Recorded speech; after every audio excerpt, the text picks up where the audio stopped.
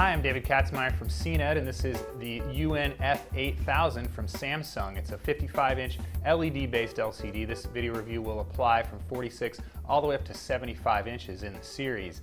This is Samsung's best LED-based LCD for 2013, and basically the best I've ever tested from the company. It's superb in a bunch of different ways, including significant feature improvements as well as really slick design, and the capper is excellent picture quality. Again, the best I've seen from Samsung in a number of years.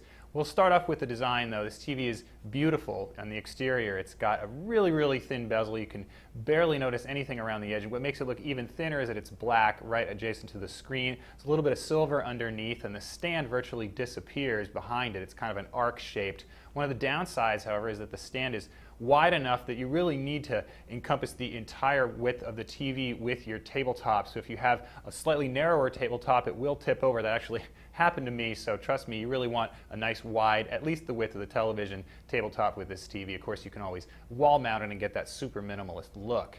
From the side, the TV is as thin as anybody would expect from an LED TV. It's got this little bulge on the bottom here, but really all told, it's again extremely thin and light. Another nice facet of the TV's design is the Samsung logo is incredibly small. You can even turn off the illumination, so again, one of the nicest looking TVs I've ever reviewed.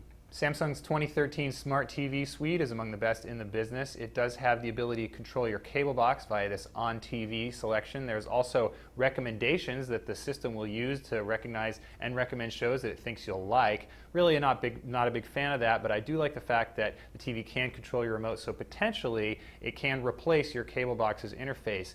In practice, however, if you use a lot of DVR commands like play, fast forward, you'll find that your DVR remote is a lot more convenient. That's because Samsung's remote really doesn't have that many buttons. A lot of the stuff is stashed on a virtual remote here, so you actually have to summon the virtual remote, drive to the command you want, for example, play or pause, and that's the only way to control the DVR. So if you're a heavy DVR person, it's really not the best system, but if you really like to watch TV live, it really might be a nice thing to have those recommendations going. The rest of the Smart TV Suite is a little more standard. It includes a social aspect. There's also a whole bunch of different apps. Samsung has more apps than anybody. I really like the new design. It's very clean and you can navigate very quickly. A lot of that is thanks to the quad-core processor on this TV.